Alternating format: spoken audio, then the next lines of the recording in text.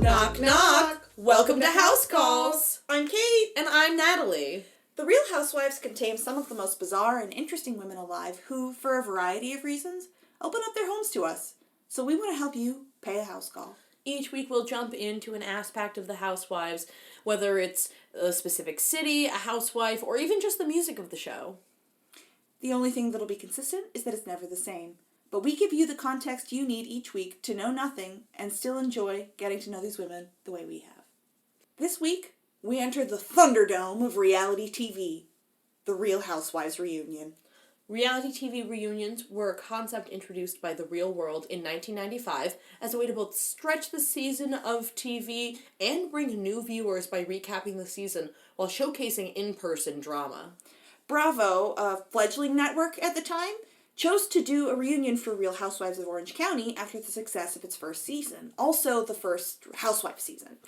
The first reunion took place in Vicki Gunvalson's backyard, who was a housewife at the time, and did not feature a host. It was low budget and low drama, to say the least. They pretty much just recapped the season.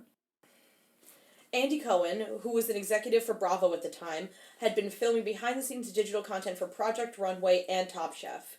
The network, meanwhile, was tapping him to be the host of the reunions, in part to make him the face of the brand, much like Tim Gunn was for Project Runway. With Andy's addition, reunions began to evolve into a space for housewives to air grievances about their co-stars and how they felt about how they'd been treated by the show and its fans and editors. Andy's questions and the clips from the season that housewives reacted to in real time gave the reunions a completely different energy from the rest of the show. This was amplified by the fact that reunions are typically filmed after a given season has begun airing, so housewives don't know how viewers have reacted and are often either course-correcting or, better yet, doubling down. Over time, reunions established a legacy as the theater for the more memorable and insane moments in Housewives history. It brought in new viewers who had not seen the season yet, but tuned in to watch this arena of chaos. As a pro tip, if you are new to Housewives and you want somewhere to jump in, pick a reunion and go. They showcase the best moments and interrupt arguments to play clips for context, so if you don't know anything, they also usually have housewives on their A game. Yeah, on a personal note, that's where I started with Salt Lake City, and it is what made me fall absolutely in love with so many of those wives, especially Whitney Rose. Mm-hmm. She has a now infamous moment bringing a terrible Xerox as evidence that is pretty much illegible. Mm-hmm. Yeah, for me, it was the season finale to season 5 of... You are correct. That is the greatest of all time. It is, if you want to see someone come for someone's entire life. Successfully. And you know what? You love to see someone take a shot and fucking hit it. This week, though, we're focusing on the reunion for the Real Housewives of Salt Lake City. Like most reunions, this one came in 3 parts, so we're recording our reaction right after the last episode and taking in the notes from the reunion as a whole.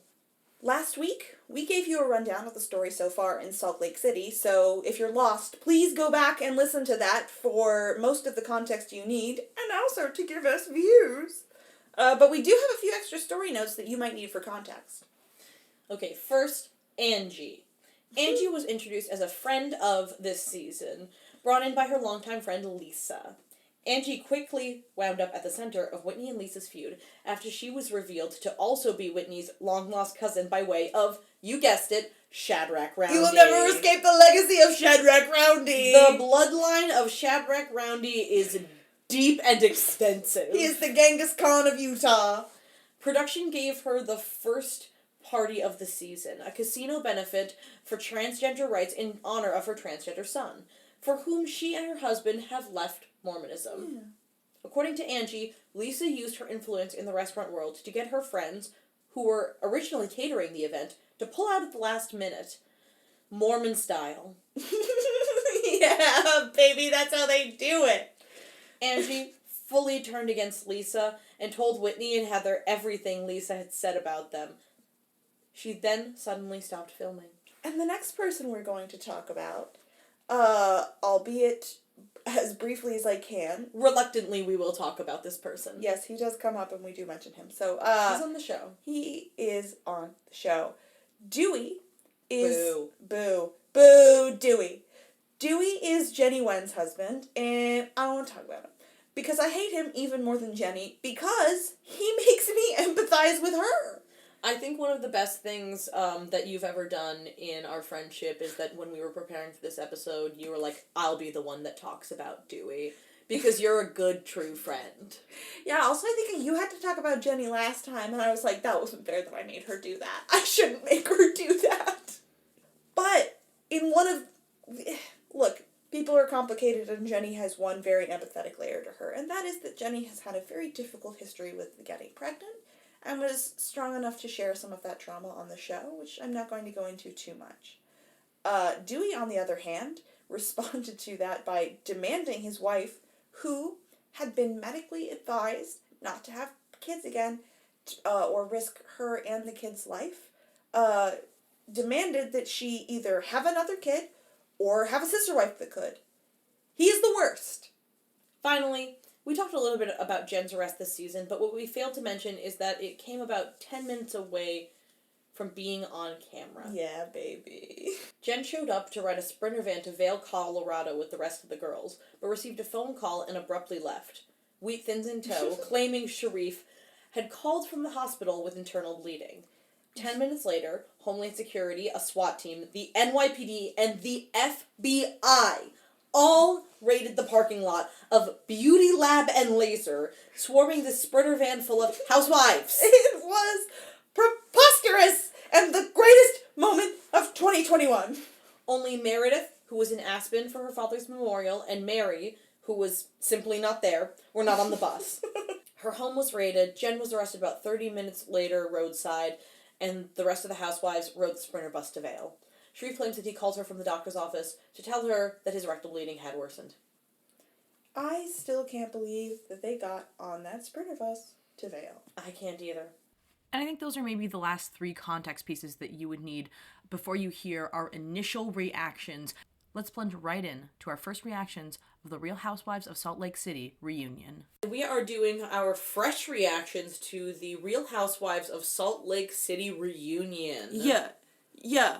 We just got off of a doozy of a reunion. Like most housewife reunions, it's a 3-parter. And it came off of the heels of an explosive series of fights in the finale. Yeah. If you want to know more about that, check out our episode about the Real Housewives of Salt Lake City finale of season 2. But now we're going to be diving into kind of recapping the drama from all of the season and how everything has come to a head, as well as a lot of the developments of Jen Shah's legal woes since filming. I have, a lot of feelings about it, and I just want to talk about them. My main feeling being that, Meredith Marks is a friggin' shark. Oh my god, how can your feelings be offensive? Yeah, I don't know if I liked this reunion, but I do know that there were parts of it that I liked. Yeah, I think like is maybe not the right word, because that implies that, the feeling I had was enjoyment, but there was something very compelling about certain elements of it. Yeah, it's like when you watch an episode of it's like watching The Red Wedding a little bit, but less interesting. Yeah, and then there were parts that were downright difficult to watch because they were just people in deep, deep denial. Yup, we're not even going to talk about the Cameron stuff because it just makes me too sad. Yeah, that stuff is just sad. All I'll say is they shouldn't have talked about it, so we're not going to. That's correct. I was referring, at least in this instance, especially to everything surrounding Jen and Coach Shaw. Yeah. As well as Lisa Barlow's inability to take accountability for the hot mic moment that she had where she called her best friend Meredith a fucking garbage whore. Yeah, a piece of shit fucking garbage whore. Oh, thank you. That is... No, that's an important, actually, that is an important detail. A piece of shit fucking garbage whore. Yeah, it's a lot of words that if I heard someone say about me, I would not want to talk to that person ever again. Yeah, the fact that Meredith agreed to show up for this reunion, and not everyone there did. Yeah, though, this was really... I mean, this is the elephant in the room, right? I think we should just cut right to it. This sucked because Mary wasn't here. Yeah, a big part of this sucked because Mary wasn't here, and she had a lot to both account for, and she had a lot of unfinished business, basically, throughout this entire season. Yeah, also, Mary's bad. Obviously, Mary's bad. My favorite aspect of Mary is what a fucking wild card she is at reunions. Mary, unlike most of these reunions, like, they're with the setup, with the two couches and the two teams on either side, most of the time those alliances stay pretty hard and true the whole time. Mary bounces around like an atom. You know, she can't decide where she's gonna land because she doesn't care. Yeah, when we found out that we found out in this reunion that at the end of the party at Lisa's Vita Tequila Crystal Bottle 80s inspired party, after Jenny throws the glass at Mary and she leaves and no one goes after her, Mary apparently sends mean text messages to pretty much everyone, including Meredith. Yeah. And Meredith is pretty hurt by that, seemingly, because Mary and Meredith have been, for whatever reason, incredibly close in this last season. Now, the one thing that Heather does bring up that is a very good point is that one of the worst parts about Mary not showing up is that after everything that we saw with Meredith exploding in the last episode, she sure could really use a friend. Everything that Meredith goes over in this reunion involving how betrayed she feels about people speculating about her marriage, how hurt and deeply entrenched in grief she is over the death of her father, and how still wounded she is from Jen speculating on Brooks' sexuality and cyberbullying him over it. And I think that gets at, like, a larger point. Like, Meredith needed that support both for her personal self and also in the larger context of the show. Like, Jen Shaw is a big force, and Whitney and Heather always fucking kowtow to whatever the fuck she says because they're little babies. And she's a dom. And, like, Meredith is usually, and frankly Lisa does too, and usually Meredith is the only person willing to stand up to her. But for those reasons you just mentioned, the grief and the fact that she's devoting most of her energy this reunion to going at Lisa, as she should, she can't take on that role of kind of questioning Jen and really, like, kind of zooming in on Jen a little bit. Because Andy Cohen can't do it by himself. He needs the housewife to help him. And it is just so annoying watching everybody act scared of Jen Shaw for 3 parts of this reunion, and I'm just waiting for somebody to confront her, and nobody will. Some of it feels like scared of, and some of it feels like just a genuine respect for not wanting to go too far involving the stuff with Jen because of her family. No, it's true. It's true. It's really hard to tell what decisions that they're making, at least personally, on how to deal with Jen, and for what reason they've decided to make them. Yeah. Yeah. Well, I think that's a good point, because I think it gets to why this reunion is so dissatisfying, is, like, people are comparing this a lot to the Erika Jayne stuff, and, like, you were able to go in on Erika Jayne because Erika Jayne had all these inconsistencies in her story. Like, she kept saying things that didn't make sense with what she had previously said. Like, she was contradicting herself in a way that was like, okay, so, like, if you say 2 things that are different, then one of those things is a lie. Like, that's just how saying things works. Yeah. But Jen is a different beast entirely because she's just telling one coherent lie. Yeah, she's stuck to the same story the whole time. Exactly. It's not coherent in the sense that it doesn't hold water to the truth, but, like, if she's just fundamentally saying, I'm not guilty, I didn't do this, I was tricked, Stuart did this to me, there's actually not that much you can say after... Is she saying Stuart did it to her? No, she's not saying Stuart specifically did it to her. She's sort of implying that she got, like, swindled into this, that her name got dragged into this by other people. Well, I mean, it seems like maybe I'm missing something. It seems like Jen Shaw hasn't even necessarily admitted anyone's culpability in it. No, that's a good point. Now that I'm thinking about it, I think that maybe all she did was she's been smart. She's not saying fucking anything. Yeah, it's a legal case. She really can't say that much about it. Yeah, which is another thing that grinds this reunion to a fucking halt, because, like, you can't question her on certain things, because you literally can't question her on certain things. Yeah, it's like we're stonewalled at the Jen stuff because of legal issues. We're stonewalled with the Mary stuff because she's not there. It's hard to really get any resolution in this. Yeah, and then the Jenny stuff is all deeply dissatisfying because we know all of this stuff that we're not going to talk about. Yeah, well, you know, everything that comes out about Jenny, she's not going to be on anymore, and frankly, it just makes it so it's like, why do I want to really hear anything from her? Yeah, exactly. And, like, everything Heather does is undermined by the fact that she's inexplicably decided she's going to ride or die for Jen, which, like you said before, allegedly, Jen's going to prison, so if you want to be there for her family, you want to build up this relationship now so that she doesn't ice you out and ultimately hurt Sharif and those kids. And it's difficult to watch Whitney because while she's had a lot of moments of clarity and a lot of moments where she's been really on it throughout the season, she goes too far with a lot of stuff in this reunion.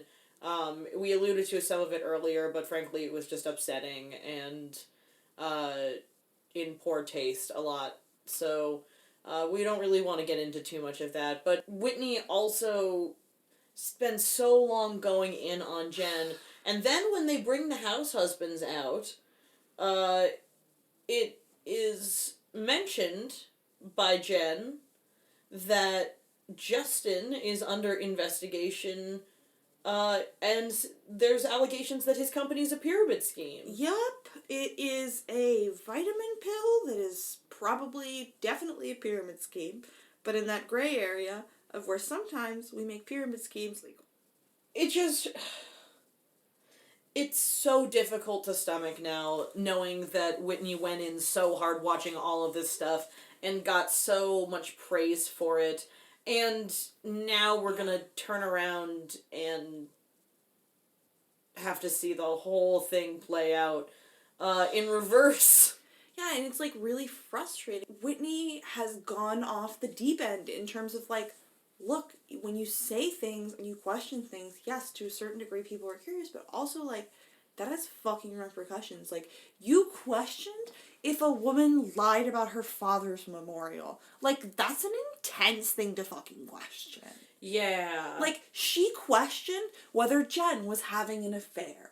Like, and then other stuff that she questioned that I don't even want to go into. But she kept speculating, and pretty rampantly, about people's personal lives in ways that are like, dude, they made a very good point about it this last season on Potomac. People are making these claims on these small-time blogs, and then you're bringing it to fucking television, and frankly, substantiating it by saying it. Yeah, Whitney and Mary rather, get into an argument in the last episode of the season where Whitney says, Mary says rather, that her mother used to say that it's not necessarily the people that say the things about you, it's the people that carry it. And Whitney isn't the person originating these rumors, but she's the one bringing them to TV. And I think if maybe she had stuck the landing with Jen, I would have been okay with it. Like, if she had really owned that going into the conversation, and she kind of did, but she absolutely skirted the issue on the stuff where she fully questioned Jen's marriage several times on camera and on Watch What Happens Live. And she just didn't own that in any way at all. And was really easily, like, really gave Jen a break on pretty much everything she did all season. And it's like, you feel like she is like, well, I'm just questioning for the viewer, so I'm not culpable for any of the things that I say because I'm just asking questions. And it's like, yeah, but you're asking shitty-ass fucking questions. Stop. Yeah. Yeah, you see it a lot with the stuff with Meredith's dad's memorial, because it's, frankly, Meredith, it's played up so much throughout the season, but when we get to this reunion, it makes so much sense because she talks about how she's just so broken by grief. Yeah. And so what you're seeing is someone behaving more erratically than they normally would because they're in the worst time of their life. Yeah. And it's so tough because you feel like Whitney really kind of diverts all the attention to be like, oh, well, Lisa tried to set us up. Like, Lisa fed us the information about the different dates and made us suspicious. Like, Lisa did that. And it's like, well, bitch, you fell for it. Like, she set the bait, and then you question this woman's father's memorial. Like, what the hell? Yeah, I do. It is fucked up, though, that Lisa, Meredith's sure. friend of 10 years, also questioned and set up this speculation about Meredith's father's memorial. Oh, and let's get into that. And let's get into all of the fucked up things that Lisa's done to Meredith. If anything was satisfying about this episode, it was the Lisa Meredith of it all. Meredith came to play. She had a laser focus. She said, I'm going to take Lisa out, and I'm going to do it with her own words. I'm not even going to expend the effort or energy or words to battle her. I shall simply lie in wait like a fucking shark for the moments when she incriminates herself. Has Meredith ever been an attorney? Yes. Yes, she has. Oh yeah, it made perfect sense watching this, because you watch Andy say it. She builds her case over the course of this reunion. She, at various points, when different conflicts are being discussed, turns to Lisa when Lisa's going, and this person was attacking me, and that person was attacking me, and goes, Lisa, I would just like to know, in your own words, was I there for you when that person attacked you? Did I not come to your defense? Yeah. And every time Lisa has to go, yes, you were. Yes, you did come to my defense. Yes, you were there for me. And Andy Cohen picks up very quickly on what Meredith is doing in building this defense, because it is absurd how fast Lisa turns on Meredith in that hot mic moment. It's fucking crazy, and she just doesn't want to own it in any way at all. You know, it's Beyond she doesn't want to own it, I don't think she understands it. We see this really disjointed moment in the reunion where they're trying to explain to Lisa why Meredith is hurt and why it's not resonating and why the like non-apology that Lisa is giving Meredith isn't helping things. Yeah. And Andy just simply looks at her and goes, it's not landing. And Lisa goes, no, it is landing. It's landing with me. It's landing with me, and turns to Meredith and continues to just deny and deny. And the thing is, like, she can't, even when she's apologizing, it's like a tirade. Like, a storm is like, I'm sorry. Like, I was just feeling this. Like, but I'm sorry. Like, obviously it was, like, bad that I did that. Like, but I'm sorry. And then every once in a while she slips back into this hyper-defensive place where she's like, well, I guess I'm just the worst person in the world. Yeah. Yeah, she has another Lisa Barlow breakdown. If you are familiar with last year's reunion, you have seen it. And yeah, she just kind of does this strange dry-eyed crying. She actually figured out the trick that if she squints really hard, she can get her eyes to water. She can't quite make a tear, but she can make her eyes really kind of squinty. She can make them look wet, at least. And I do think that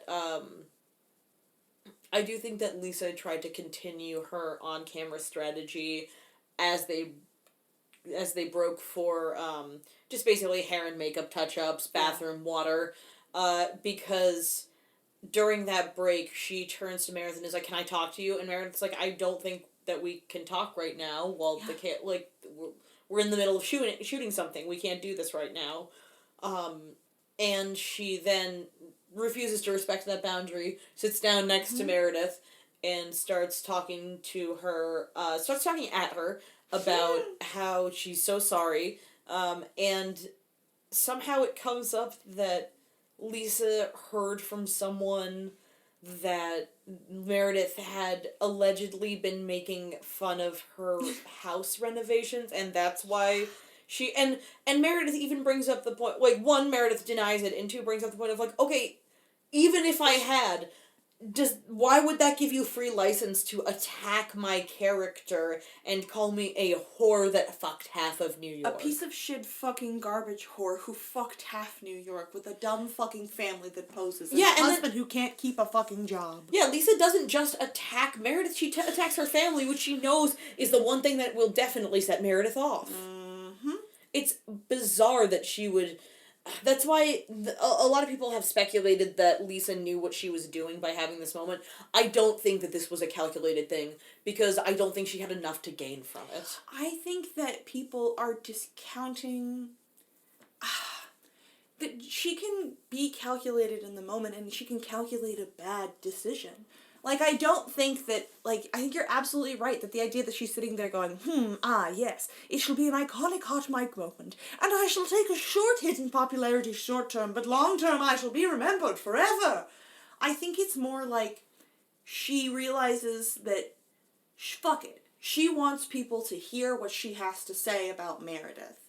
And I think she starts going off, frankly, obviously loses control, and just starts saying shit, keeps saying shit, realizes she's been saying shit, pulls her mic off and throws it. Yeah, that's when she ditches the mic. I think she meant to say something. I don't think she meant to say all that. I don't think she meant to get in as much trouble as she did. And I think in the next scene, when she's running into the room and absolutely breaking down, and the woman cannot figure out why she's more upset than they've ever seen her, that's the only time I've ever seen Lisa really cry.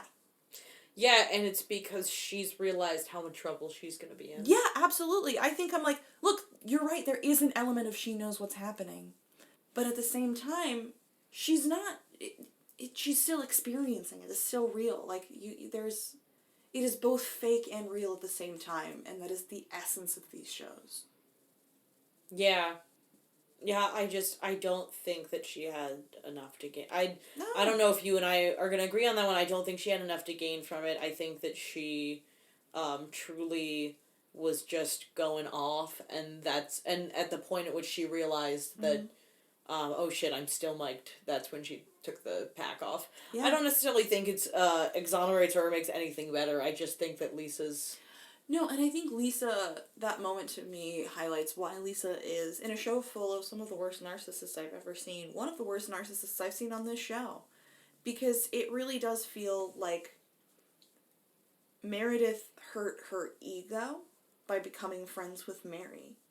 And that just deep pain to your ego feels just so inherently narcissistic. Like, that is such a narcissist thought that, like, well, you insulted my house, and my house, like... My house is my appearance. My appearance is an extension of me. I am my ego, and therefore you insulted my essence. I mean, that's getting pretty philosophical on things here. You know, I'm not trying to diagnose these women. I'm more just like, I'm trying to diagnose these women a little bit. I should probably stop. I wasn't even trying to be like, you're diagnosing them. I just been like, that's some deep philosophical shit on that. Yeah. Well, I like to get kind of deep with these women, you know? I think there's a lot of depth even to a character like Lisa who comes across as a bit shallow. A bit. I'm getting too nice. You're absolutely motherfucking right.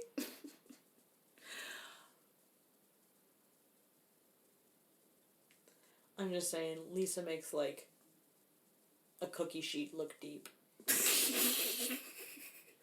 I think Lisa is interesting to me because she's a kind of character who has never given herself much internal examination and does not contain internal depth. But that does not make her, like, she's still nuanced, even though she does not acknowledge any nuance in her own brain at all. Yeah, we've seen Lisa be fun. Yeah. Weirdly, it usually comes out when she and Whitney are getting along. Not weirdly. In fact, that makes a lot of sense. Whitney's very fun. Mm-hmm. And I think that, like, there's a really carefree nature to Whitney that can be really catching, and I would love for her to focus on that next season instead of trying to be this fucking Nancy Drew shit. Yeah, I want to see more of Whitney dropping cakes, making her business thrive, and not speculating about the marriages or legal standings of any of her co-stars. So fucking Absolutely. Let's just see her do some more pole dancing. Yeah. You know who? Oh, also, yeah, when the news broke right before we started filming this that Justin had been let go from his company, and the reason given was because of the scene of him and Whitney doing the erotic body painting, that it was too risque. And if that is the case, then I think that is a horrible example of how America is so prudish. I think it's ridiculous that someone can't even be horny for their own spouse. Yeah. However, after watching that reunion and seeing that it was brought up that Justin's company was in litigation over potentially being a pyramid scheme, we are a little skeptical here at the House Calls podcast of whether he was let go because of the scene with him and Whitney or because of the information that was about to come to light in this reunion episode. Yeah, it has become increasingly clear in the last couple of years as more and more housewives and their husbands have been investigated and their businesses have been investigated that someone in the government watches Bravo and watches Housewives a lot and, like me, often has the thought, where the fuck does all their money come from? Except for they actually have the ability to explore that. The ability and the actual job whose there's a necessity to investigate it because there's an obligation there. Yeah. Yeah, I never thought that I would be doing a true crime podcast, and lo and behold, Here we are. here we are. Oh, were you convinced by Jen's story, Natalie? I don't necessarily think that I think Jen thought that what she was doing was light shady in a way that, like, I think that it's basically like she thought it was like a kind of a pyramid scheme, but like the legal kind. So she didn't know how bad what she was doing was. And that's why she pleaded not guilty and everything at the beginning. Yeah. And then Stewart did change his plea to guilty. Because he had originally pleaded not guilty. Yeah. And I think that she did not realize until then that things were as bad as they were. Yeah. I think that's probably a good point. Just because Jen has not been a very good liar or actress in the past. No, I also find it deeply hard to believe that she was, like, in charge of the financials of the company. No, I mean this with absolutely the most respect in the world, because Jen has been very successful in a lot of other business I think endeavors. she's brilliant in a lot of ways. I think that she's also, at her heart, a big old bimbo. Mm-hmm. And so don't make her try to understand this. No. I will say, though, that she's a hard character to pin down. Yes. Because she's someone who believes their own bullshit. Yeah, I could just be sold on the story because she believes it so hard, and because, you know, really in the core of it all, my heart does go out to her family. I think she never thought this would destroy her family. 100%. Yeah. She never thought that would happen. And it's just really hard to watch something like this happen to her sons, who are innocent, her nephew and his family, and her husband, Sharif, who, as we have said before, is probably one of the best house husbands that this franchise has ever seen in terms of loyalty, dedication, love, positivity that he brings into his marriage and to his children's lives, which made this reunion all the more heartbreaking. It was really, really hard. It was hard to fucking watch. He was holding it down for Jen in that episode. Yeah, at some point in The Real Housewives of Potomac, Karen Huger, the Grand Dame, uses the phrase, soldiering. Yeah. To describe her standing by her husband during his financial troubles. Mm-hmm. And I don't think we've seen any bigger example of someone soldiering for their spouse than Sharif in this episode.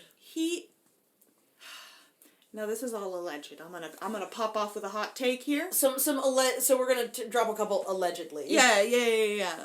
Don't at anybody. I don't think anybody's gonna do that, but, like, don't do that. I don't think anyone would really do that. Jen but, doesn't need my shitty opinion right now. Her family's falling apart. Yeah, that's insensitive. But it was fucking crazy to watch Sharif use his rectal bleeding to try to disguise like she hadn't made up that he had internal bleeding when he called to allegedly, definitely, probably say that Homeland Security was at their house. It sounds like parts of Jen's story were true in a way where she thought she could get away with it. It was not just fully thinking... It seemed a lot more bonkers, like she was just lying about her husband having internal bleeding. Whereas it seems like at least in the reality, the phrase that I've heard many times being that there's like 3 versions of a story, like my side, your side, and the truth, basically. Mm-hmm. And I think there's, Jen's side, there's the side that we have seen on Bravo, and then somewhere in there is the truth. Yeah. And I think that the truth that I at least think could be a little bit closer would be, sorry, I'm just going to take that again. Mm-hmm. The closest thing that I think could be to the truth would be that Sharif had an appointment to address some of this. He mentioned it was rectal bleeding, just guessing by the age of Sharif, it's not impossible that he had some, like, colon polyps, that sort of thing. A pretty, common health complication for a person of his age.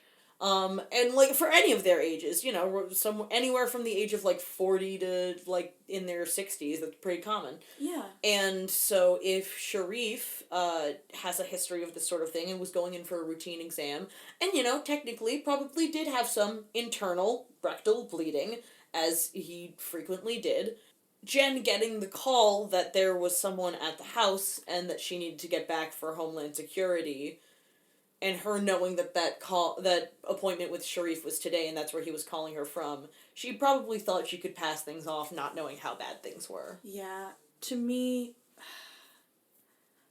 to be clear, I agree with you. I definitely think Sharif 100% has rectal polyps and did go to the doctor that day. I think both of those things are true. Yeah, and I think that's why Jen thought she could get away with using that as the excuse.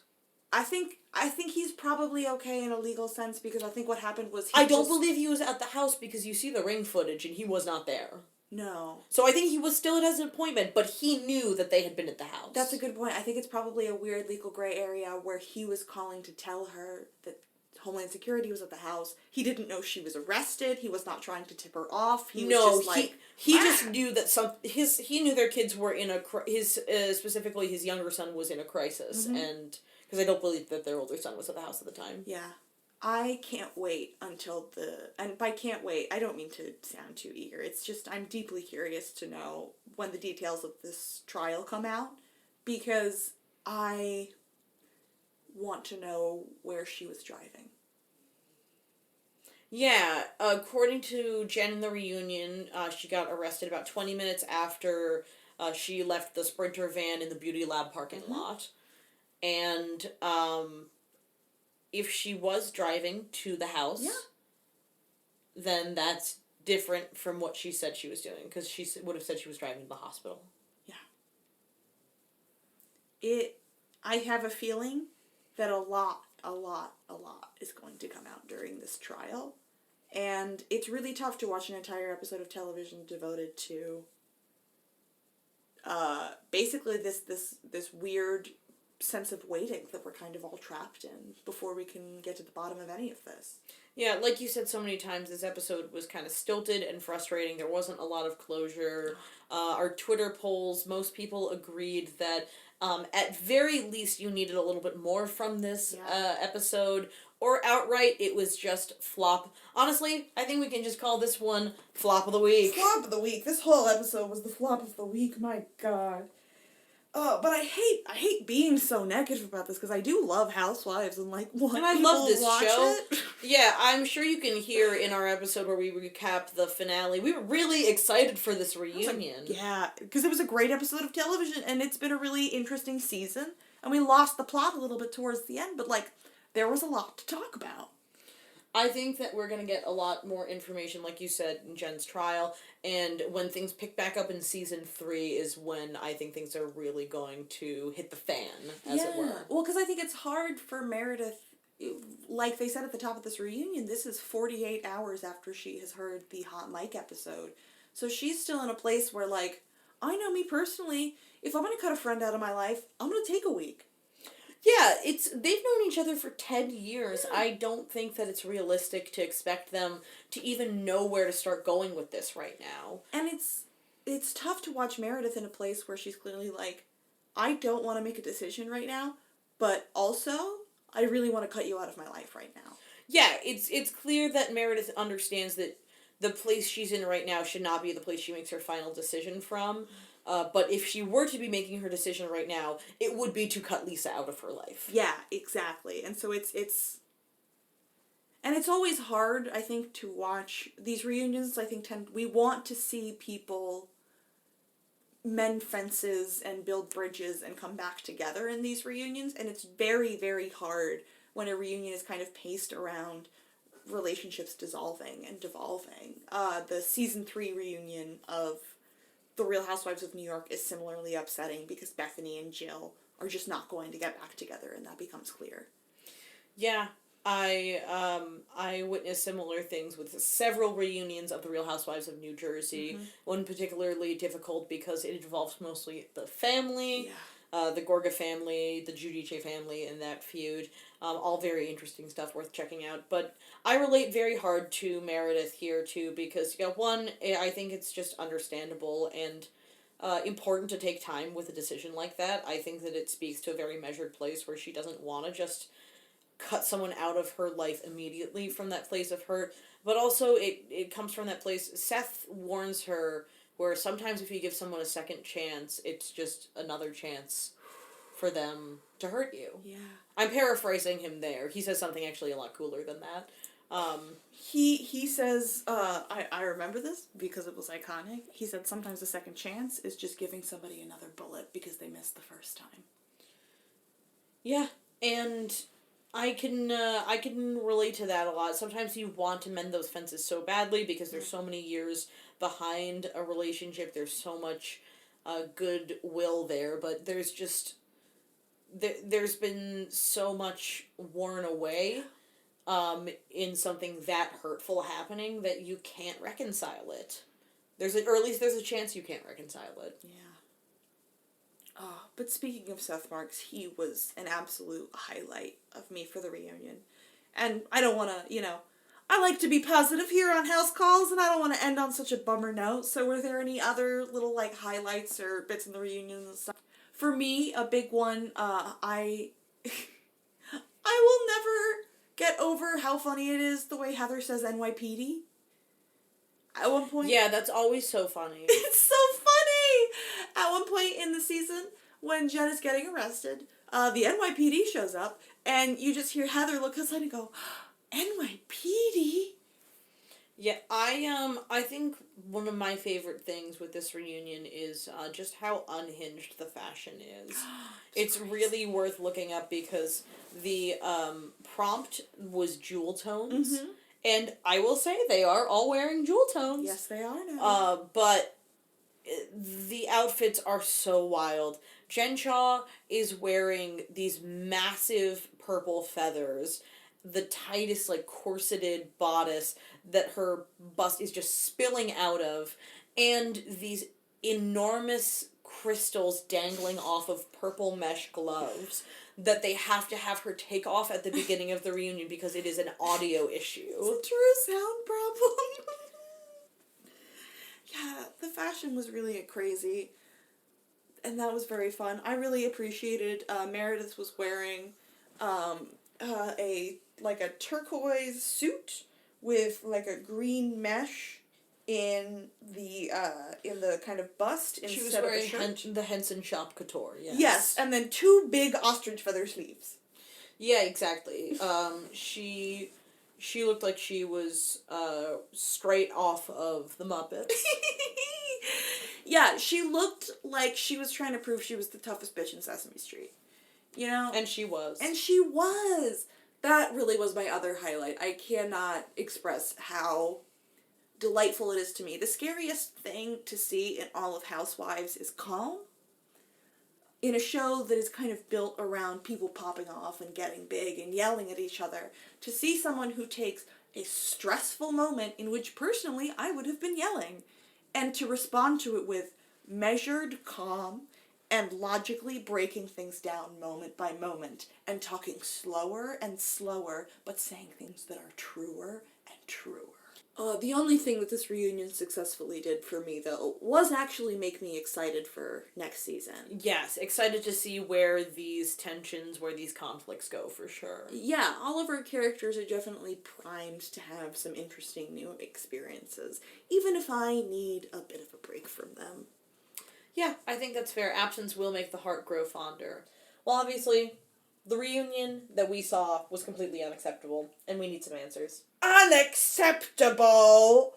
Not only was it bad for us as fans of the show, but I think it gave you guys a terrible impression of what reunions can be. You have to understand, housewives have exposed each other's sham relationships. They've attacked each other with a megaphone. They've created, for that exact reason, a zero No props. props. There is a zero tolerance, no props policy.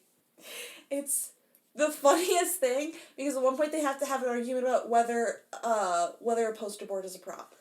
And wildly enough, someone's even pushed Andy Cohen. Shout out Teresa Giudice. And she's been on the show for 11 more seasons! Yeah, that happened, like, early. Early, and they kept her. So not only are we going to bring you a future episode where we give you a rundown of some of the best reunion moments in Housewives history, we're putting on our Nancy Drew hats, y'all. Someone's got to get to the bottom of what happened here, and we think we're just the goons for the job. Whether it's on the pole or on the patio, she's always dropping cakes. I'm joined today by none other than the Real Housewives of Salt Lake City's Whitney Rose. You look stunning as always tonight, Whitney. It's a shame the guests can't see your boots. Are those Prada? Hi, Mandy. Big fan. Technically, they're Rada, which is like Prada, but cheaper. That's fantastic. We love a budget queen on this show. Yes. Go budgets. Now, Whitney, a lot of fans were disappointed with this season's reunion. How is that sitting with you? Bad. I would say bad, Mandy. I am on Twitter because I'm I'm not like a regular stepmom. I'm like a cool stepmom. I gotta say, I'm a big fan of you on Twitter. Oh my god. You like my posts? I love all of your tweets. You're not the most chaotic housewife I've seen on Twitter, but you never fail to keep it horny on main, as the kids say. Yeah, my kids don't follow me yet, so I have absolutely no sense that will happen someday. Now, Whitney, speaking of, tell me, in straight basis, how far did things get with Justin before you asked the Bravo team to leave that night? Well, I definitely remember that night. And also, Justin said that we didn't technically have sex on camera, but we have a lot of arguments about what's technically sex, and I'm choosing not to pry for personal live with myself reasons. Got it. We're taking Clinton administration rules to this one. 100%. Now, I've got a couple of fan questions here with today. Joe Mama from California writes, Whitney, you seem to have made up with Jen, and yet chosen to give the full-blown Nancy Drew treatment to Mary. What made you decide Jen is worthy of forgiveness, but Mary isn't? Well, when someone is mean to me, I get mad. And when someone is mean to Heather, I get mad. But when that someone is Jen Shaw, God damn it, Mandy, she's just the only one who can dance, okay? There, I said it. I like to dance, and Jen can dance. Am I supposed to dance with Mary? No. Lisa will only dance for 5 minutes, okay? And that's just how I feel about the situation. Don't know what Heather's gonna say about that, but I think there'll be some feelings there. Woo-hoo. Going back to the reunion, do you have any remorse for the way that you spoke about the things that Cameron, rest his soul, told you in confidence? Well, I would say that I have a lot of regrets this season. And you'd think that in a season where I questioned when someone's dad died, that would be my biggest regret, and yet it isn't. I just, would like to pay money, perhaps, to the Children's Foster Foundation of Utah, and hope that I could be forgiven for what I have done. I think that's not a bad call. Alright, now, where are things standing with you and Lisa after this reunion? Is there any hope of reconciliation at this point? Well, today I would say, Mandy, that there is absolutely no hope that I will ever forgive that two-faced bitch. But probably tomorrow, I would say that if she proposes a fun activity and is nice to me for at least 3 days, then yeah, probably. I have noticed that you and Lisa do have the most fun in an adrenaline-heavy environment. Here's the thing that I've noticed about Lisa is she wants to dance, but she won't let herself. And when you make her do sports, she'll bring that energy. Do you think that these adrenaline-heavy activities like spelunking and aerial acrobatics are just a place to put that energy that you would otherwise be using to murder each other? I would say that I always thought that John seemed like just kind of low energy, but now I would say that maybe John is fucking exhausted. Alright, we have one last question for you tonight. We're putting 5 seconds on the clock. Quickly, what is the name of your business? 5, 4, Byerson! 3, Oh my 2, god! 1. Oh, I'm so sorry. We're out of time, Whitney. Thank you so much. No, wait. We're gonna enjoy this Lilies? next week with Lisa Barlow. Oh my god, it was something with sunflowers. Ooh, I know I'm looking forward to that Lisa interview next week. Next week, in honor of the train wreck that was Jen Shaw's arrest, we'll be talking about the worst Sprinter van rides in housewife history. Want to watch a bunch of housewives get in a terrible fight?